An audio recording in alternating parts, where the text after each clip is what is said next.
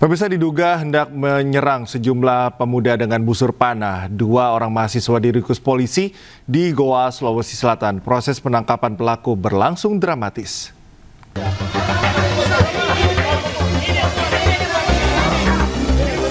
Tim Resmob Satreskrim Polres Goa meringkus BA 20 tahun dan MA 25 tahun.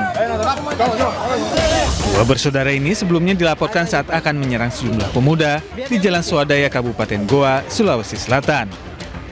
Meski sempat membuang barang bukti, namun petugas berhasil menemukan ketapel panah milik pelaku. Usai ditangkap, kedua pelaku langsung dibawa ke Mapolres Goa untuk diproses hukum. Sebelumnya warga resah melihat kedua pelaku membawa ketapel panah dan melaporkannya ke polisi. 1 orang sudah kami tetapkan sebagai tersangka. Kasus ini berawal dari adanya laporan masyarakat yang masuk ke direct message Kapolres_Goa. Akibat perbuatannya, kedua mahasiswa ini dijerat Undang-Undang Darurat dengan ancaman hukuman 10 tahun penjara. Dari Kabupaten Goa, Sulawesi Selatan, Bukma Ainus melaporkan. Pemirsa, seorang mahasiswa tewas terjatuh di sungai usai sepeda motor yang dikendarainya diduga mengalami kecelakaan tunggal di Goa, Sulawesi Selatan. Jasad korban berhasil ditemukan oleh warga dan tim SAR gabungan setelah 18 jam pencarian.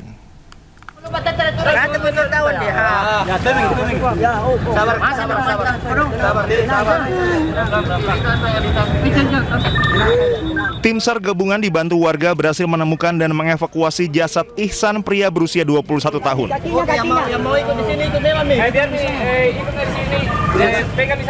Korban diketahui merupakan seorang mahasiswa Universitas Negeri Makassar. Korban terpental dan terjatuh di Sungai Jene Berang usai sepeda motor yang dikendarainya mengalami kecelakaan tunggal di jembatan kembar di Jalan Poros Palangga, Kabupaten Goa, Sulawesi Selatan, Sabtu malam. Orang jatuh ini, Om. Jatuh? Iya. Oh, apa tuh ini? Temangkum. Jatuh kemana dia? Jatuh ke bawah ke air, Om.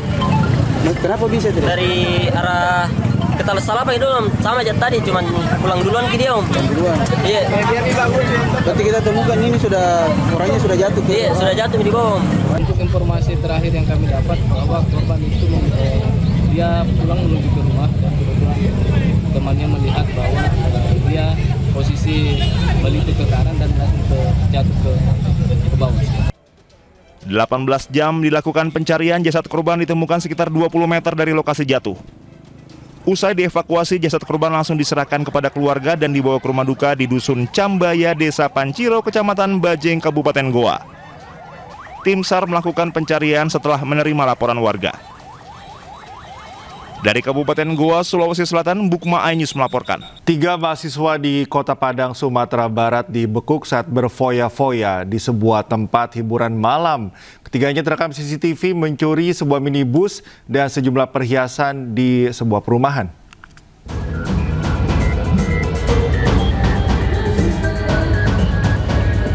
Dua mahasiswa ini tidak menyangka akan dibekuk polisi saat menikmati hasil curiannya.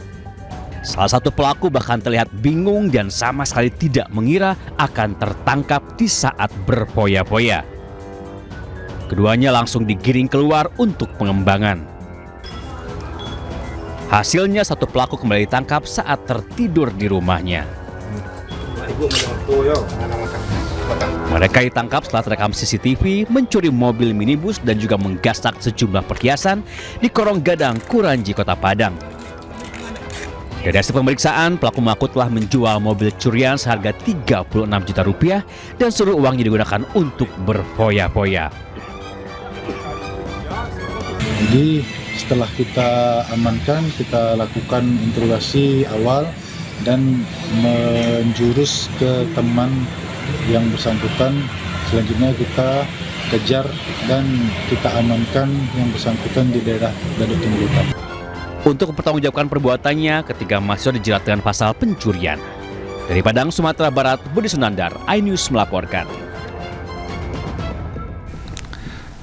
Terdesak terlilit utang pinjol, seorang pemuda di Semarang nekat merampok sebuah minimarket dengan melukai penjaga kasir. Pelaku menggasak uang sebesar Rp1.050.000, namun aksinya gagal dan nyaris dihabisi massa.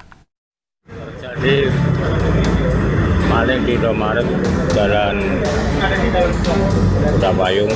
Pelaku yang nekat merampok sebuah minimarket di kawasan Banyumanik, Semarang, Jawa Tengah diketahui sebagai pedagang kaki lima yang nekat merampok dengan melukai seorang penjaga kasir. Aksi pelaku diakui karena terlilit hutang pinjol dan terus dikejar-kejar untuk melunasinya. Rekan korban, karyawan minimarket, langsung melaporkan kejadian pencurian tersebut ke Polsek Banyumanik. Tim Reskrim Polsek Banyumanik bergerak cepat menerima laporan warga dan langsung mengamankan pelaku sebelum menjadi bulan-bulanan masa. Tadi langsung masuk, langsung ke dalam. Oh, ke dalam? Ya, ke dalam. Terus itu ambil buka laci kasir, bawa uangnya pergi. Itu sepi, Mas? Dia nunggu pas sepi. Pelaku kini sudah diamankan polisi untuk mempertanggungjawabkan perbuatannya dan hingga kini masih dalam penyelidikan Polsek Banyumanik. Dari Semarang, Jawa Tengah, Andre Aprianto, iNews melaporkan. Seorang juru parkir terlibat keributan dengan karyawan kafe di Petamburan, Jakarta Barat. Pelaku kesal saat istrinya yang sedang mengisi daya ponsel dicabut.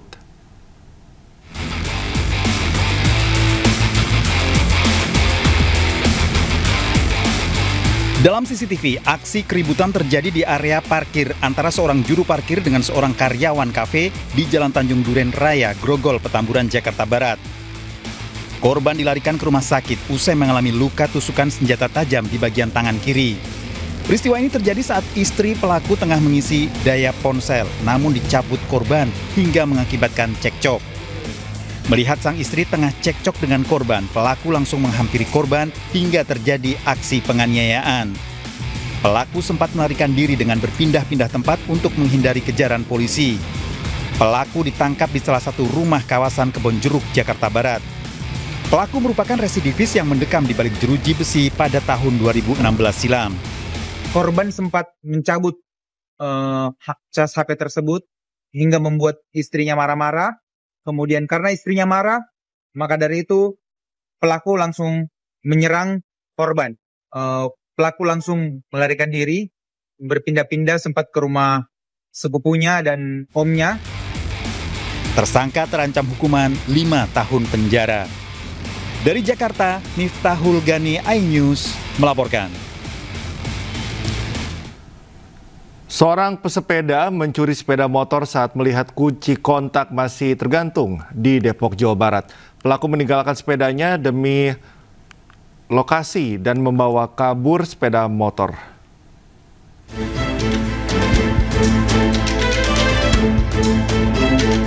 Seorang pria dengan santai menggasak sebuah motor yang tengah terparkir di depan area sebuah tempat usaha cuci mobil di kawasan Pangkalan Jati, Gandul, Kota Depok. Ia sempat melewati area itu kemudian memutar balik sepedanya saat melihat sepeda motor dengan kunci kontak yang masih menggantung. Ia juga sempat menunggu situasi yang sepi sebelum melancarkan aksinya. Hitungan detik, pelaku langsung menaiki motor korban, menyalakan mesin, dan langsung melarikan diri. Kecelakaan lalu lintas melibatkan 2 kendaraan jenis bus terekam kamera pengawas di sebuah pertigaan jalan di Bangkalan, Jawa Timur. Insiden terjadi saat salah satu mobil tiba-tiba hendak putar balik.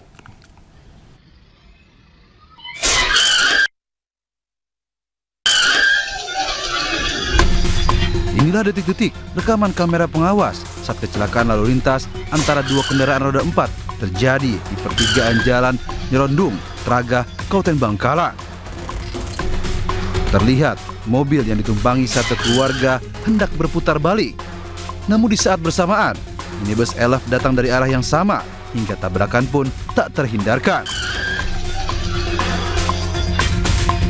Warga sekitar dan pengendara lain langsung berupaya menolong para korban. Sempat terjadi cekcok antar keduanya yang langsung ditengahi oleh warga maupun pengendara lain. Dua pihak yang terlibat laka lantas kemudian sepakat berdamai dan menyelesaikannya secara kekeluargaan. Akibat kecelakaan ini, sejumlah penumpang mengalami luka ringan akibat pecahan kaca dan beruntung tak ada korban jiwa. Dari Bangkalan, Madura, Taufik Syahrawi melaporkan. Viral di media sosial, ajudan Bupati Purwakarta Brigadir Y digerebek istrinya bersama perempuan lain di kawasan Ngamprah, Purwakarta, Jawa Barat. Saat ini Brigadir Y diamankan Propam Sat Brimob, Jawa Barat. Ya Allah, kamu kok pulangnya ke sini? Hai, kok kamu nggak mau divideoin? Nih, Brimob Sat Polda Jabar Brimobnya. Terus ini lagi pengawalnya Bupati Purwakarta, ya Allah. Anggota Brimob yang juga ajudan Bupati Purwakarta ini digerebek sang istri saat bersama seorang wanita diduga selingkuhannya di sebuah rumah di kawasan Ngamprah, Kabupaten Bandung, Jawa Barat. Usai kejadian, Bupati Purwakarta Saiful Bakri bin Zain meminta penjelasan Brigadir J lantaran kasusnya viral di media sosial. Oh, jadi itu apa yang datang ke situ istri? Istri. Oh, istri. Ya sudah, Om Jin tidak akan ikut campur pada persoalan pribadi keluarga Pak Yusuf. Ya kan? Dan juga karena itu kan persoalannya privasi ya, privasi Pak Yusuf. Jadi cuma Om Jin berharap bahwa di antara kalian tidak ada apa-apa dan baik-baik saja. Dan Om Jin juga tidak punya kewenangan untuk memediasi dan menyelesaikan persoalan ini karena ada yang lebih berwenang, kesatuan Pak Yusuf, di mana Pak Yusuf bertugas, yaitu di Brimob. Kabid Humas Polda Jawa Barat, Hendra Rohmawan, menyebutkan pelaku yang merupakan anggota Brimob Jawa Barat saat ini sudah diamankan Propam Sat Brimob Polda Jawa Barat. Proses pemeriksaan internal masih dilakukan di Polda Jawa Barat. Tim Liputan iNews melaporkan. Ya Allah, selingkuh. Pemirsa, polisi masih mendalami kasus tewasnya terapis spa di kawasan Pejaten, Pasar Minggu, Jakarta Selatan. Pihak Reskrim Polres Jakarta Selatan telah memanggil 15 saksi diperiksa guna mengungkap kematian korban.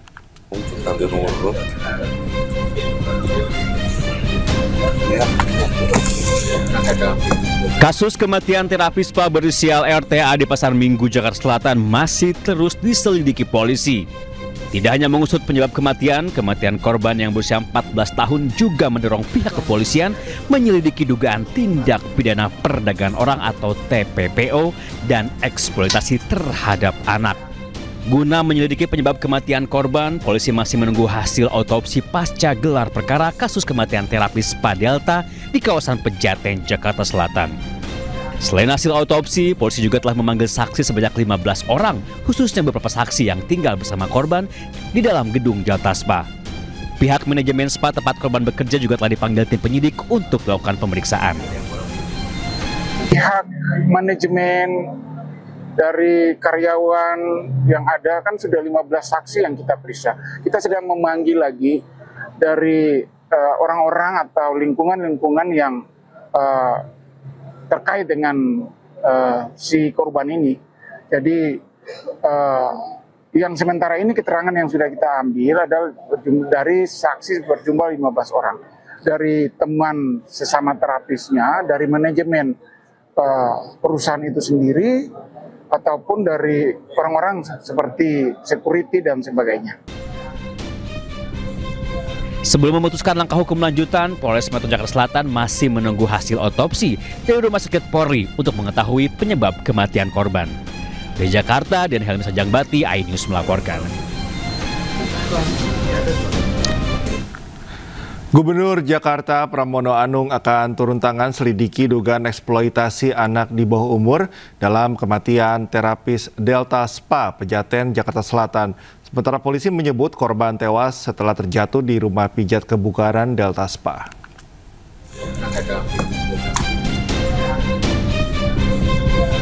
Di lahan kosong di kawasan Pejaten, Jakarta Selatan inilah warga menemukan jasad perempuan muda berkulit putih pada Kamis 2 Oktober lalu. 5 hari kemudian, polisi menemukan fakta bahwa korban berinisial RTA dan tewas setelah terjatuh dari rumah pijat kebugaran laki-laki Delta Spa Pejaten di Jakarta Selatan. Ada dugaan loncat nggak sih Bang?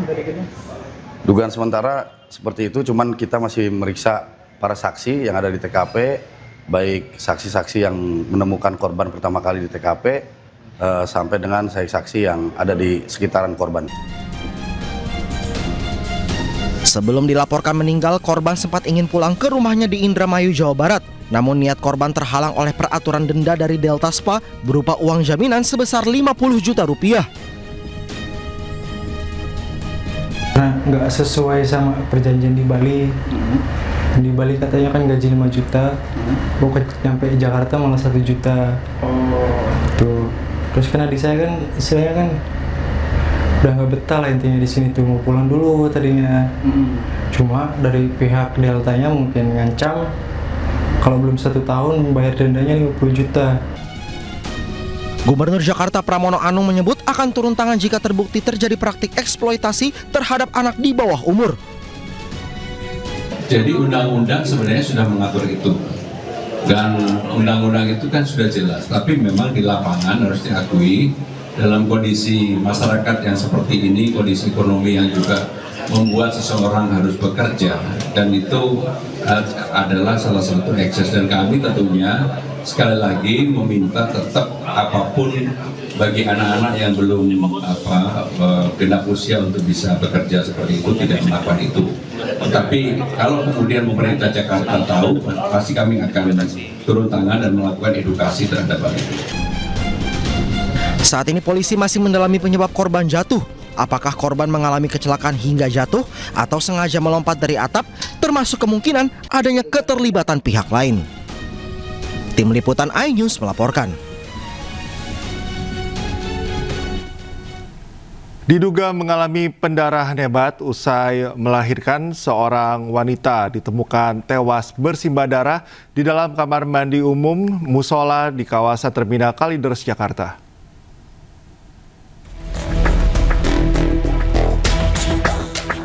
Di kamar mandi inilah seorang wanita ditemukan tewas bersimbah darah tepat di samping musola Terminal Bus Kalideres. Korban berinisial H, warga asal Pandeglang, Banten, tewas akibat kehabisan darah usai melahirkan seorang diri di dalam kamar mandi umum.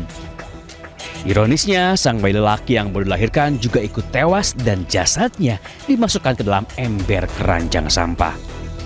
Menurut penjaga kamar mandi umum, peristiwa bermula saat korban yang berprofesi sebagai tukang urut pijat tiba-tiba saja tertatih-tatih berjalan keluar dari kamar mandi dengan berlumuran darah sambil mendorong ember keranjang sampah yang ternyata berisi sesosok mayat bayi. Melihat kondisi korban, penjaga kamar mandi umum sempat menawarkan agar korban dibawa ke rumah sakit terdekat, namun justru korban menolaknya.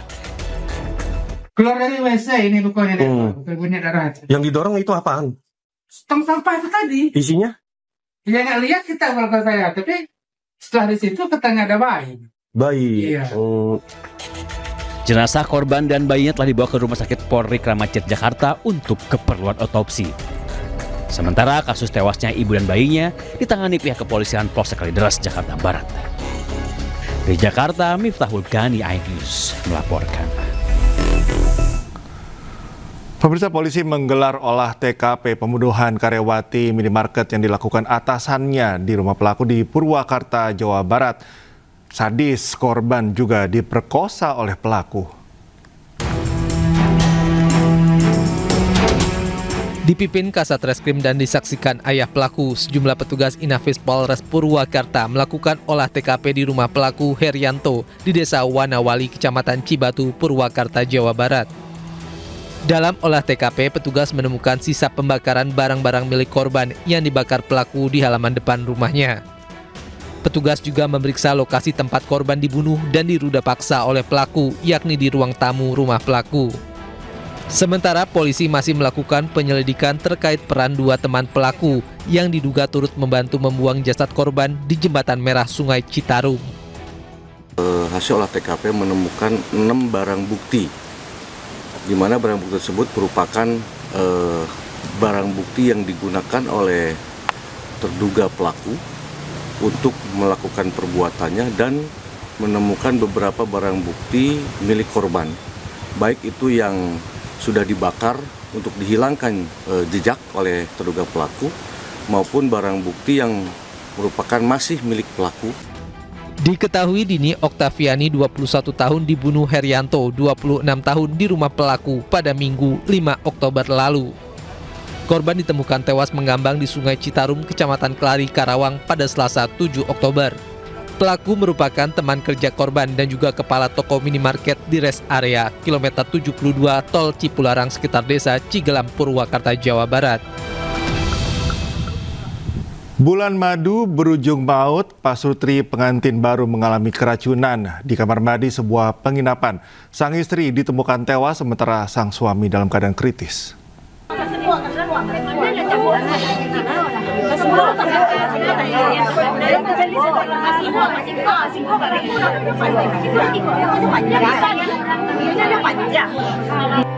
Hanya bisa menangis pasrah, Gilang Kurniawan tak pernah menyangka istrinya Cindy Destananda meninggal secara tragis. Dengan tangan masih terpasang infus, Gilang terus mengelus wajah sang istri yang baru dinikahinya sepekan lalu. Walaupun tubuh masih lemas, Gilang tampak menguatkan diri mengantarkan sang istri ke liang lahat. Gilang tak pernah menduga pernikahannya dengan Cindy berlangsung singkat dan berakhir duka. Sebelumnya, keduanya berbulan madu di salah satu kamar glamping di Lembah Gumanti, Kabupaten Solok, Sumatera Barat. Baru semalam menginap, keesokan harinya pelayan kamar menemukan pasangan ini tidak sadarkan diri di dalam kamar mandi. Keduanya langsung dilarikan ke Puskesmas Alahan Panjang. Naas, nyawa Cindy tidak tertolong. Perempuan 28 tahun itu meninggal di perjalanan. Sementara sang suami berhasil selamat namun dalam kondisi kritis. Polisi langsung menggelar olah tempat kejadian perkara. Dari visum luar, tidak ditemukan tanda kekerasan di tubuh korban. Dugaan sementara, keduanya menjadi korban keracunan gas karbon monoksida dari pemanas air di kamar mandi berbahan bakar gas LPG. Untuk mengatur penyebab kematian korban, kita belum bisa memastikannya. Karena dari pihak medis belum bisa memastikan atau menyimpulkan apa penyebab meninggalnya korban ini. Hingga kini polisi masih menyelidiki penyebab pasti kematian korban. Dari Solok, Sumatera Barat, Budi Sunandar, iNews melaporkan.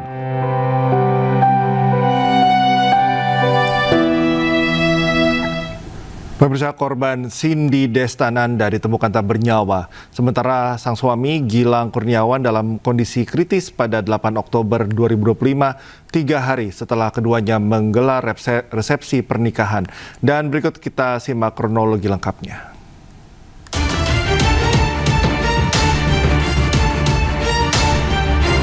Pasangan Cindy Destananda dan Gilang Kurniawan menikah pada Minggu 5 Oktober 2025 di Kota Padang, Sumatera Barat.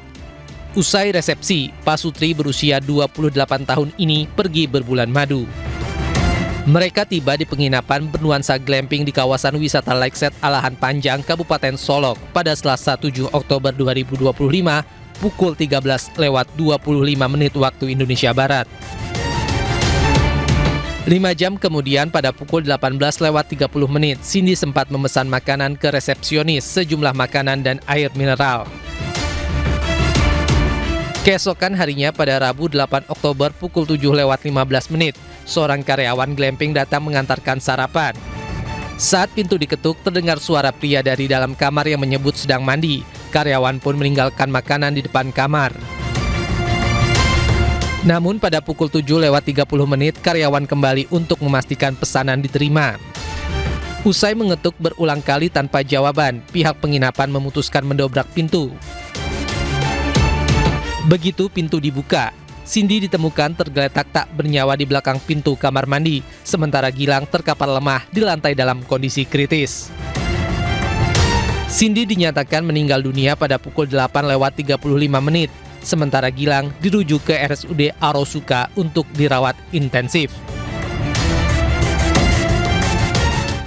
Kembali di iNews Pagi, pemirsa, banjir akibat hujan deras dan luapan air Sungai Deli di Kota Medan, Sumatera Utara masih merendam jalan dan rumah warga. Bahkan beberapa kantor instansi pemerintah seperti Polsek, kantor kejaksaan, dan puskesmas ikut terendam banjir.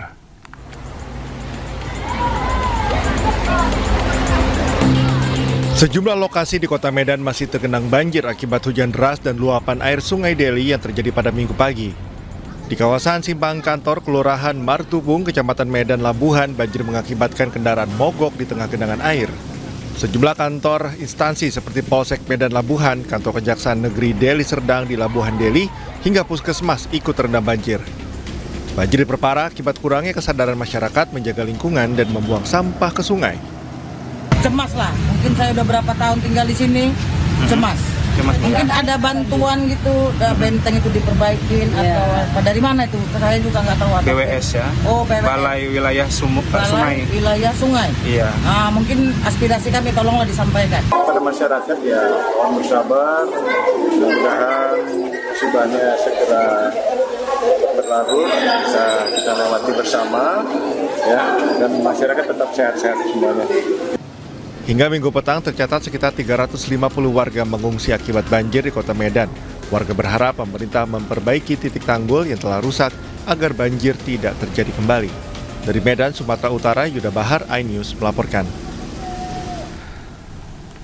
Asik bermain air di tepi sungai, seorang remaja berusia 13 tahun tenggelam di sebuah bendungan di Kabupaten Semarang, Jawa Tengah. Proses evakuasi berlangsung dramatis, namun nyawa korban tak tertolong. Isa, alhamdulillah. Proses evakuasi seorang remaja tenggelam oleh sejumlah pekerja pemotong kayu di Bendungan Padas Plorot, Desa Tengaran, Kecamatan Tengaran, Kabupaten Semarang, Jawa Tengah berlangsung dramatis. Salah seorang pekerja harus menyelam di kedalaman mencapai 3 meter.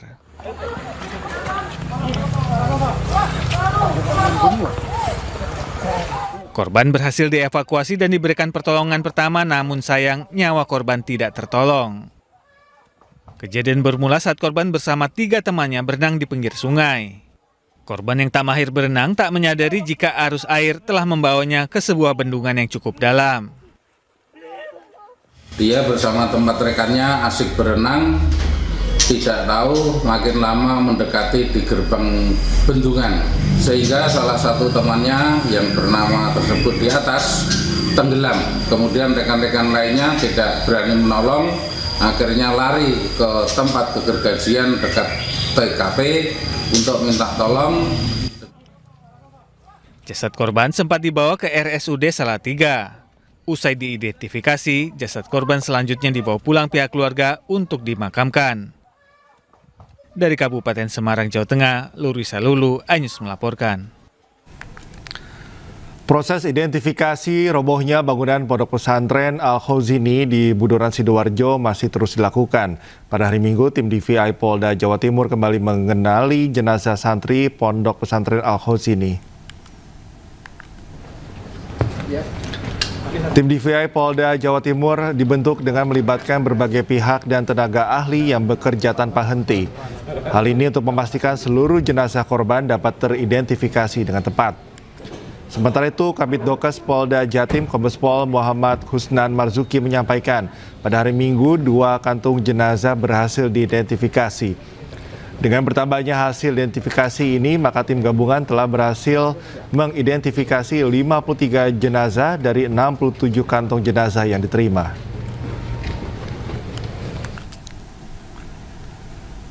Sementara terkait rencana pembangunan Ponpes dengan APBN, Menteri Keuangan Purbaya Yudi Sadewa belum mengetahuinya. Wakil Ketua DPR RI Sufmi Dasko mengatakan rencana tersebut belum final.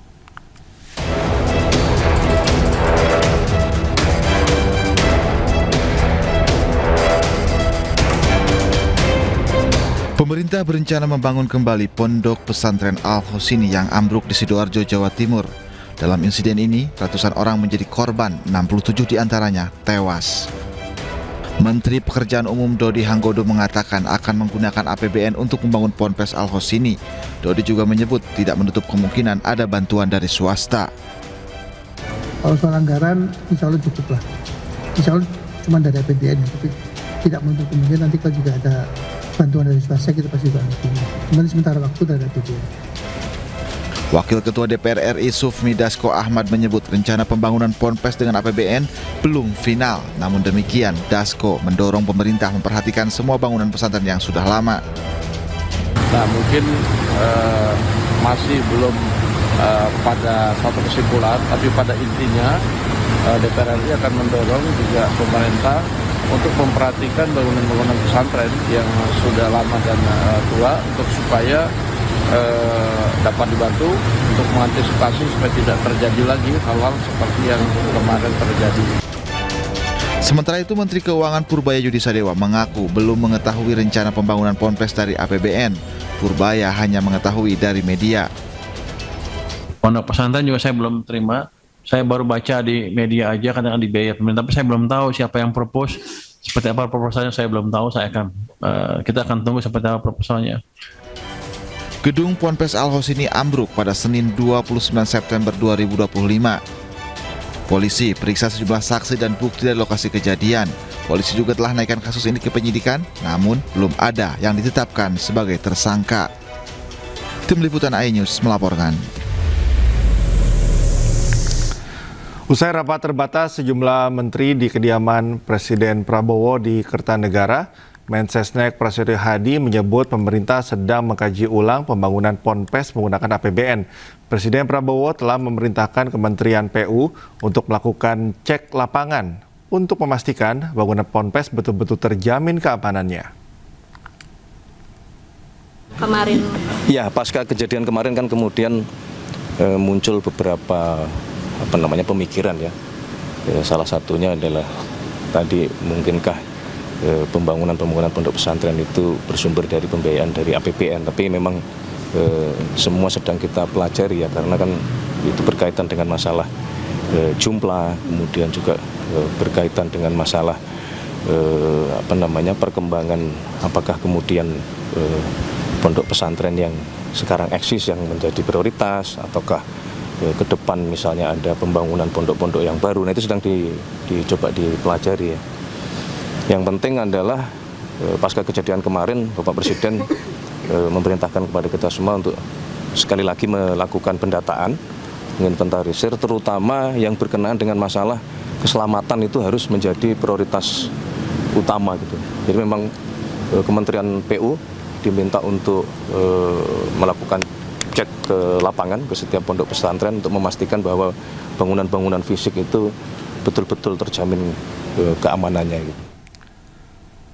3 remaja bersenjata tajam melakukan penyerangan di dalam lingkungan sekolah menengah atas di Kabupaten Buton Selatan, Sulawesi Tenggara. Salah satu siswa yang sempat dikejar hingga ke dalam ruang guru dianiaya di hadapan kepala sekolah.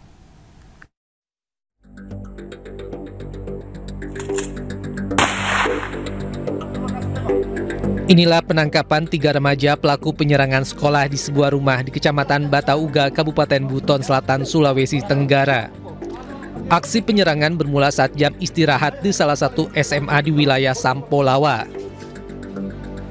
Ketiga pelaku menaruh dendam terhadap korban berinisial AW lantaran pernah mendapat tindak kekerasan dari teman-teman korban saat acara joget yang digelar di kampung korban.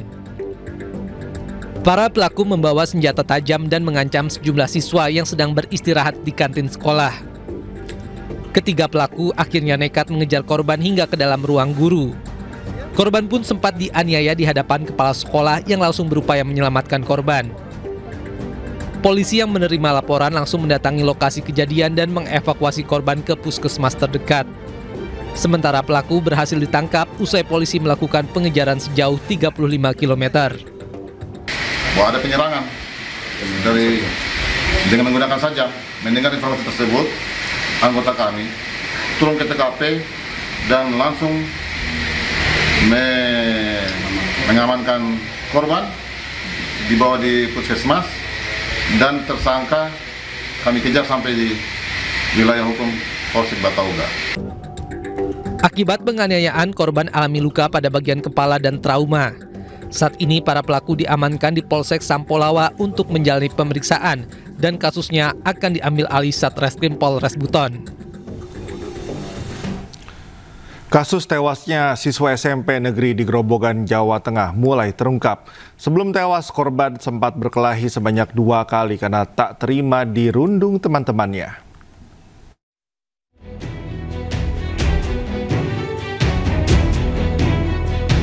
Jenazah Angga Bagus Perwira, siswa kelas 7 SMP negeri di Grobogan, Jawa Tengah yang sempat diotopsi di Rumah Sakit Umum Daerah Dr. Sujati Purwodadi, Grobogan, Jawa Tengah dipulangkan ke rumah duka. Berdasarkan keterangan teman sekolahnya, sebelum tewas korban sempat berkelahi sebanyak 2 kali di sekolah. Pemicu perkelahian pertama kali adalah korban tidak terima alami perundungan oleh temannya. Pelaku sempat memukul kepala korban dan korban membalas dengan menendang pelaku. Perkelahian kedua antara Angga dengan teman lainnya terjadi ketika salah satu teman memprovokasi korban untuk mau berkelahi dengan pelaku lainnya. Pada perkelahian kedua, korban sempat jatuh terpeleset pingsan yang kemudian kejang-kejang hingga nyawanya tak tertolong. Berdasarkan keterangan keluarga korban seusai diotopsi, korban ditemukan alami luka benturan di samping kanan dan kiri kepala. Korban juga alami patah tulang tengkuk. Polisi masih melakukan pemeriksaan terhadap 9 saksi, diantaranya guru dan siswa.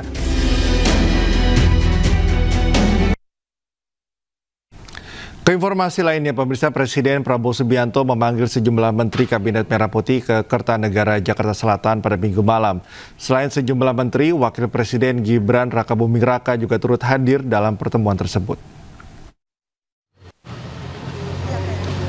Menteri yang hadir diantaranya Menteri Perdagangan Zulkifli Hasan, Menteri Keuangan Purbaya Yudi Sadewa, Menteri Perumahan dan Permukiman Marwarar Sirait, Kepala BIN Herindra, Menko Bidang Perekonomian Erlangga Hartarto, hingga Menteri SDM Bahlil Lahadalia.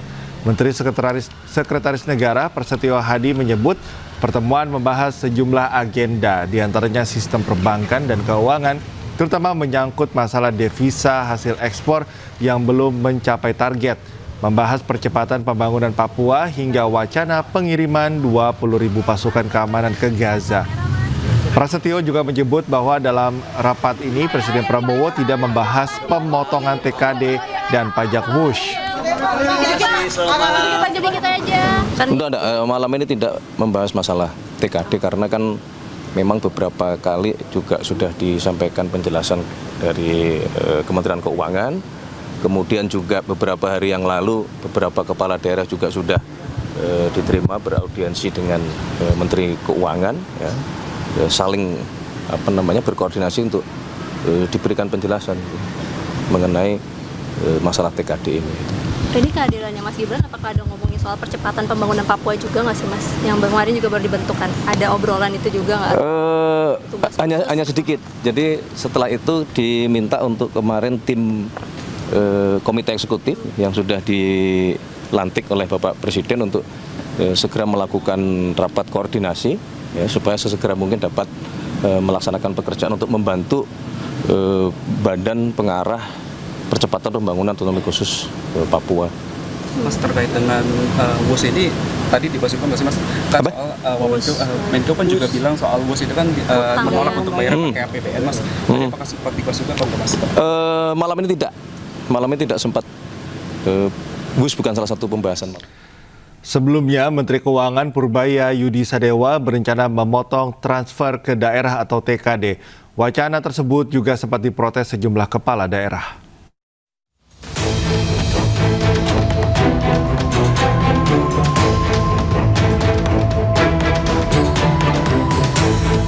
Rencana Menteri Keuangan Purbaya Yudi Sadewa memotong transferan ke daerah menuai protes. Para gubernur tegas menolak rencana pemerintah pusat yang akan melakukan pemotongan anggaran dengan mendatangi kantor Kementerian Keuangan di Jakarta. Meski begitu, Menteri Keuangan masih santai menanggapi perihal transfer ke daerah atau TKD yang diprotes. Usai pelantikan sejumlah pejabat pada Rabu sore di Istana Negara, Purbaya mengatakan dirinya sudah menjelaskan mengapa penurunan terjadi kepada para pemimpin di daerah yang datang ke kantornya. Ia juga menyebut jika ekonomi membaik, tentu penambahan secara otomatis akan dilakukan pada pertengahan tahun depan. Dia semuanya kan kalau dipotong anggaran pasti protes. Saya bilang ya pertengahan tahun depan mungkin ada ruang untuk mengindikasi ke atas, mengupgrade kalau ekonomi sudah mulai bagus dan pajak kita membaik ya. Kalau ekonomi bagus kan otomatis pajak juga naik kan. Nanti kita lihat, saya pesan mereka, ya Anda pastikan aja penyerapan anggarannya bagus, tepat waktu dan nggak ada yang bocor. Kalau itu yang terjadi maka tahun depan kita bisa propose ke atas dan ke DPR untuk menambah. Sementara Ketua Dewan Perwakilan Daerah Sultan Bahtiar Najamuddin mengatakan legislatif telah berkomunikasi dengan Menkyu dan menekankan untuk perbaikan berkala soal transfer ke daerah serta melakukan penambahan anggaran.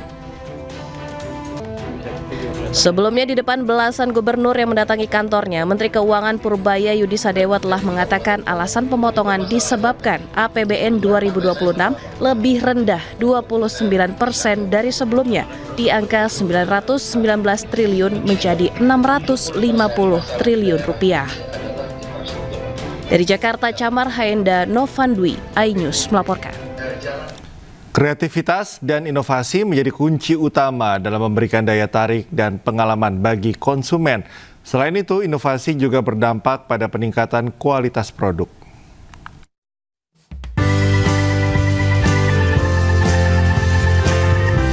Orang Tua Group melalui dua produknya, Tango dan Kristalin, terus berkomitmen dalam berinovasi melalui kreativitas yang ditujukan di kemasannya. Keduanya secara resmi meresmikan kolaborasi bersama dengan maskapai penerbangan terbaik tanah air Garuda Indonesia serta IP komik ternama yang digemari anak muda yaitu Tahilalats. Kerjasama serta kolaborasi ketiganya secara resmi diluncurkan dalam acara Launching Exploration of Happiness yang digelar di salah satu mall di Jakarta.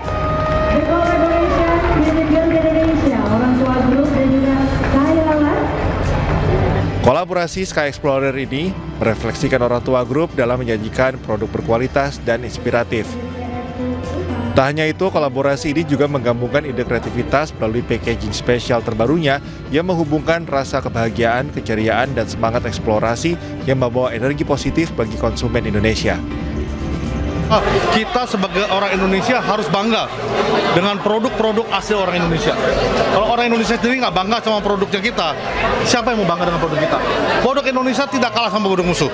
Ya, jadi kolaborasi ini membuka suatu dimensi baru, ya, bahwa Orang Tua Group, ya, dengan yang namanya Kristalin dan namanya Tango, kita mau menghasilkan mendelivery sesuatu yang baru untuk konsumen Indonesia.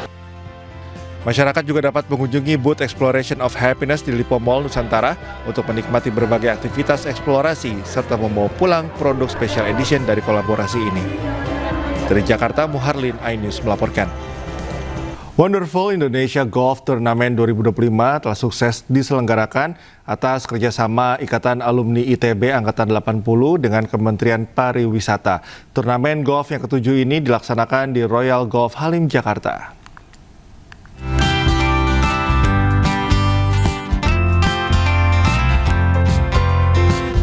Ikatan Alumni ITB Angkatan 80 yang berkolaborasi dengan Kementerian Pariwisata kembali menyelenggarakan turnamen golf yakni Wonderful Indonesia Golf Tournament 2025. Dengan tema Bringing Tourism to the Next Level, Gastro, Marine, and Wellness diharapkan dapat meningkatkan pariwisata Indonesia. Turnamen golf yang sudah terlaksana 7 kali ini dihadiri oleh 128 peserta baik dari perusahaan dalam negeri maupun perusahaan dari luar negeri. Ini adalah hasil kerjasama co-branding antara Ikatan Alumni ITB 80 dengan Kementerian Pariwisata sebagai pemilik brand Wonderful Indonesia. Tujuannya adalah untuk meningkatkan branding Wonderful Indonesia ke seluruh Indonesia, bahkan ke seluruh dunia melalui turnamen golf ini. Alhamdulillah hadir 128 peserta dari perusahaan baik di dalam negeri maupun dari luar negeri. Dan ini merupakan satu event yang bertujuan untuk mensupport Departemen Pariwisata Republik Indonesia. Kita ingin meneruskan kerjasama dengan Kementerian Pariwisata yang sudah dijalin sejak 9 tahun yang lalu. Jadi ini sudah hampir 10 tahun, kita hanya absen waktu pandemi Covid saja. Jadi kita ingin terus menjalin kerjasama itu untuk bisa membantu Kementerian Pariwisata mempromosikan pariwisata Indonesia. Selain tempat bertemunya para pimpinan perusahaan, turnamen ini juga dimaksudkan untuk memperkenalkan pariwisata di Indonesia. Dari Jakarta, Rizky Ihwal, iNews melaporkan. Pasca perjanjian damai Hamas Israel, warga Gaza bersemangat membersihkan jalan-jalan yang tertutup puing bangunan yang hancur akibat dibombardir oleh Israel. Petugas darurat berjibaku untuk membersihkan jalan-jalan di Gaza dengan alat berat. Hal ini dilakukan setelah kesepakatan gencatan senjata yang diinisiasi Presiden Donald Trump. Sementara itu, warga Gaza bahagia menyambut perjanjian damai Hamas-Israel. Para pengungsi juga telah kembali ke rumahnya masing-masing.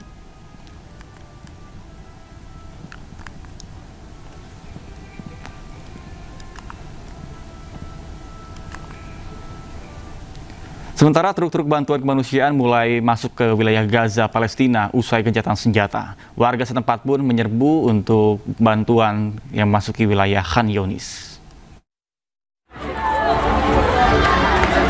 Ratusan warga Gaza berlarian menghampiri truk-truk pembawa bantuan kemanusiaan yang memasuki wilayah Khan Younis, Gaza, Palestina. Puluhan warga bahkan memanjat dan menaiki truk-truk tersebut lalu berebut kotak yang berisi bantuan kemanusiaan. Bantuan kemanusiaan tersebut mencakup kebutuhan vital, mulai dari pasokan makanan seperti pasta, tepung terigu, beras, makanan kaleng, serta bantuan esensial lainnya. PBB mengungkap pihaknya telah menyiapkan 170.000 ton bantuan kemanusiaan untuk didistribusikan ke masyarakat Gaza. PBB mengklaim bantuan tersebut cukup untuk pasokan makanan warga Gaza selama 3 bulan.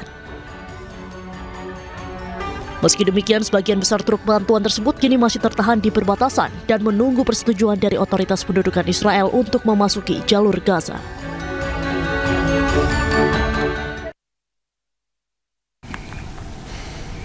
Pemirsa, ribuan sepatu anak-anak di Gaza dipamerkan di Belanda untuk mengenang aksi genosida yang dilakukan oleh penjajah Israel.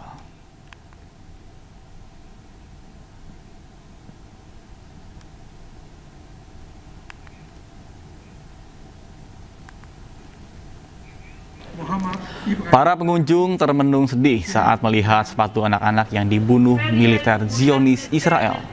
Sepatu ini mewakili 20.000 anak-anak yang dibunuh oleh Zionis di Gaza, Palestina selama 2 tahun terakhir.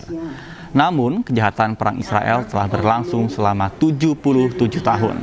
Di tahun 1948, milisi Zionis melakukan pembantaian terhadap 30 warga sipil Palestina. Bahkan peristiwa ini dikenal dengan nama tragedi Nakba.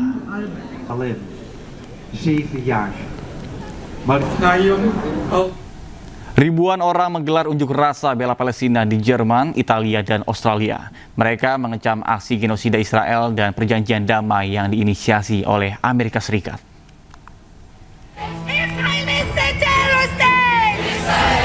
Ribuan aktivis pendukung kemerdekaan Palestina berkumpul di Berlin, Jerman. Mereka menggelar aksi unjuk rasa bertema United for Gaza. Para demonstran menyerukan di akhirnya genosida di Gaza yang telah berlangsung selama 2 tahun. Selain bendera Palestina, para peserta aksi juga membawa foto-foto jurnalis yang dibantai penjajah Israel.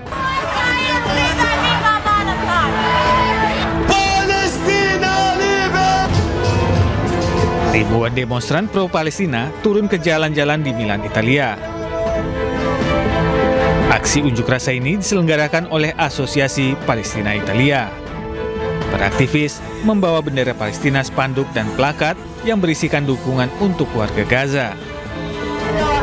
Elio Lupoli, seorang aktivis Italia, mengkritik kesepakatan gencatan senjata yang diusulkan Presiden Donald Trump.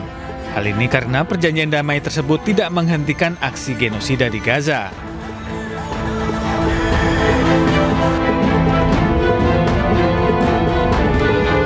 Sementara itu, ribuan demonstran menggelar aksi bela Palestina di pusat bisnis kota Sydney, Australia. Mereka menyuarakan skeptisisme atas rencana perdamaian Gaza yang baru-baru ini diusulkan Amerika Serikat. Para pengunjuk rasa mengecam para pemimpin Australia yang kurang bernyali membela rakyat Palestina. Ribuan orang menggelar aksi bela Palestina di lapangan Monas, Jakarta. Massa menuntut hentikan genosida dan kesepakatan gencatan senjata berjalan secara permanen.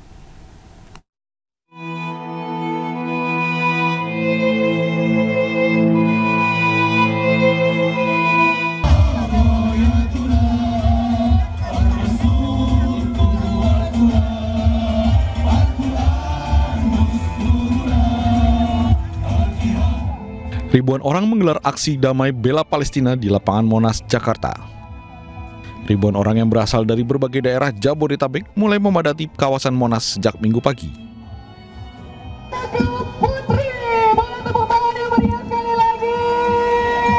Dalam aksi damai bela Palestina kali ini mengawal kesepakatan gencatan senjata yang terjadi antara Hamas dan Palestina. Mereka juga berharap kesepakatan damai yang sudah tercapai bisa benar-benar menciptakan rasa aman bagi warga Palestina. Saya sangat mendukung sikap dari pemerintah Indonesia yang disampaikan Bapak Prabowo untuk mendukung kemerdekaan Palestina sekarang. Untuk mengajak seluruh negara-negara melakukan dukungan terhadap kemerdekaan Palestina. Dan beliau menyampaikan dalam pidatonya di sidang umum PBB, siapapun, negara manapun yang tidak mendukung kemerdekaan Palestina akan ditinggalkan oleh sejarah. Aksi ini mengajak semua pihak tidak henti-hentinya menyuarakan hak-hak warga Palestina. Mereka menuntut Israel menghentikan genosida dan kejahatan senjata berjalan permanen. Dari Jakarta, tim liputan iNews melaporkan. Mensesnek Prasetyo Hadi menyebutkan bahwa Presiden Prabowo Subianto menyatakan siap untuk mengirimkan pasukan keamanan ke Gaza jika dibutuhkan. Hal tersebut disampaikan dalam rapat bersama dengan sejumlah menteri di Kertanegara, Jakarta Selatan. Pak Presiden akan menawarkan kembali 20.000 pasukan perdamaian ke Gaza itu, Mas, yang sudah disampaikan juga di panggung PBB, Mas?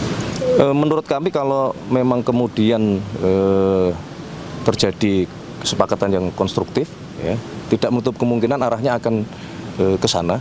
Tadi Bapak Presiden juga menyampaikan hal tersebut bahwa kalau memang kemudian tercapai kesepakatan ke arah yang baik dalam artian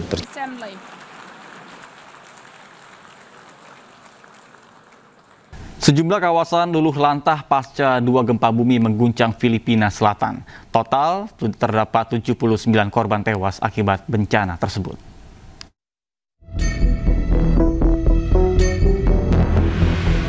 Delapan orang tewas dan ribuan mengungsi pasca 2 gempa bumi dahsyat mengguncang lepas pantai Manay, Davao, Filipina Selatan. Gempa memicu tanah longsor hingga merobohkan sejumlah rumah. Situasi ini membuat penduduk kehilangan tempat tinggal mereka serta harta benda yang hilang tertimbun tanah longsor. Sebelumnya dilaporkan gempa bumi dengan magnitudo 7,4 melanda Filipina Selatan dengan epicentrum berada di dekat Pulau Mindanao atau sekitar 123 km dari pusat kota Davao. Pihak Dewan Nasional Pengurangan dan Manajemen Resiko Bencana menyatakan korban tewas bertambah menjadi 8 korban, sehingga total 79 korban tewas dalam bencana ini dan ratusan korban lainnya menderita luka-luka. Sementara kerugian akibat kerusakan infrastruktur masih dalam proses penilaian.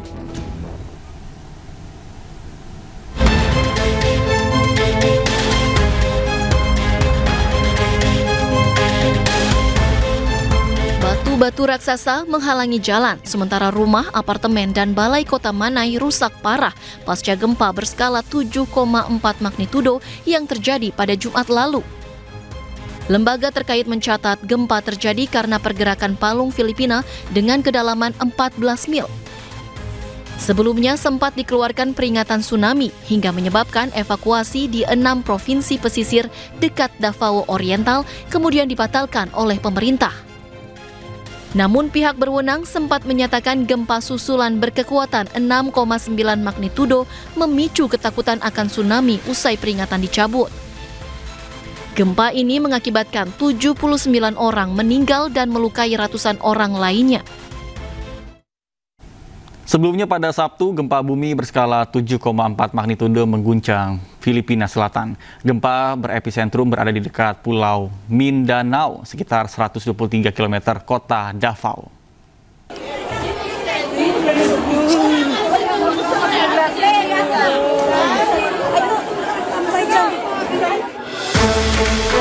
Ratusan warga panik saat mengunjungi sebuah convention center di kota Davao, Filipina.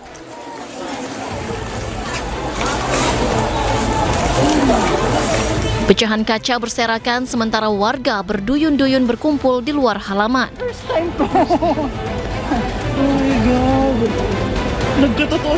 Kemudian di pusat perbelanjaan SM Lalang pun serupa, puluhan orang berhamburan keluar mal.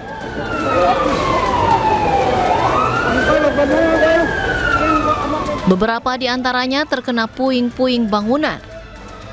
Masih di halaman, sejumlah karyawan menangis sambil berpelukan dengan teman kerja mereka.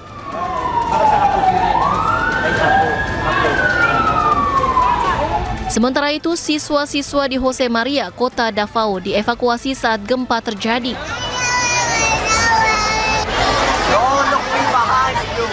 Jarak gempa dari kota tersebut sejauh 123 km. Dahsyatnya guncangan gempa membuat para siswa meninggalkan sekolah dan berkumpul di halaman bersama para guru. Institut Vulkanologi dan Seismologi Filipina mengantisipasi kerusakan dan gempa susulan yang terjadi. Saat ini pemerintah setempat menyatakan gempa dipicu pergerakan di palung Filipina pada kedalaman 14 mil.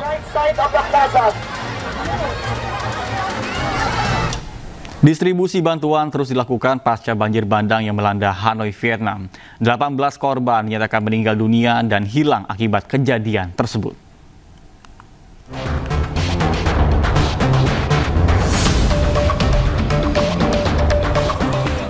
Upaya bantuan terus didistribusikan pasca bencana banjir bandang yang melanda kota Hanoi, Vietnam. Di distrik Sok Son, terlihat tim relawan membawa bantuan dengan perahu dan rakit untuk menjangkau rumah warga terdampak. Hal ini dikarenakan hampir seluruh kawasan terendam air. Warga menyoroti tantangan yang dihadapi seperti tanaman yang rusak serta sumber air yang tidak bisa digunakan karena terkontaminasi limbah pabrik. Sementara pihak berwenang terus meningkatkan respon untuk segera membantu warga terdampak. Ketinggian air di Sungai Chao dan Kalo saat ini mencapai 1,5 hingga 2 meter. Hal ini membuat tindakan darurat segera dilakukan dengan membuka pintu waduk guna mengurangi resiko banjir di hilir. Hujan deras akibat topan Matmo telah menimbulkan kerusakan parah di pinggiran kota Hanoi hingga membuat 18 korban tewas dan hilang. Media setempat melaporkan bahwa hampir 22.600 hektar lahan pertanian hancur, ratusan ribu ternak hanyut, dan belasan ribu rumah terendam banjir. Pemirsa, markas polisi Resor Lumajang, Jawa Timur diserang puluhan warga pada Minggu malam. Penyerangan diduga lantaran warga tidak terima salah seorang terduga pelaku pencurian hewan meninggal tidak wajar usai diamankan polisi.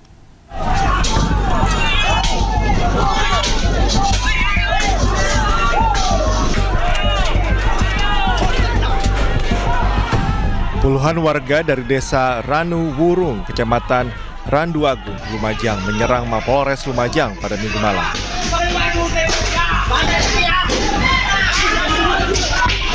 Warga memaksa masuk dengan merusak pintu Mapolres sambil melemparkan berbagai barang hingga batu ke dalam Polres Lumajang. Amukan masa ini terjadi usai salah satu tersangka tindak pidana pencurian hewan ternak Rudi Hartono meninggal dunia pada Minggu petang atau 1 hari usai dilakukan penangkapan. Keluarga dan kerabat Rudi Hartono tidak terima atas tewasnya korban dan meminta kasus ini ditindaklanjuti dengan proses otopsi. Pihak keluarga mengaku menemukan sejumlah luka tembak di bagian kaki serta luka memar di sejumlah bagian tubuh korban. Akibat kerusuhan ini, sejumlah bangunan Mapolres mengalami kerusakan. Sementara itu, polisi mengamankan 18 orang yang diduga terlibat dalam penyerangan Mapolres Lumajang. Dan mengabari kalau Rudy Kevin ini sudah gak ada. Saya dengar kabar ini dari teman saya kalau Rudy Kevin kritis di rumah sakit Bayangkara. Bukan meningkus, Pak. Ditangkapnya kapan ya? Ditangkapnya kemarin jam 5 sore.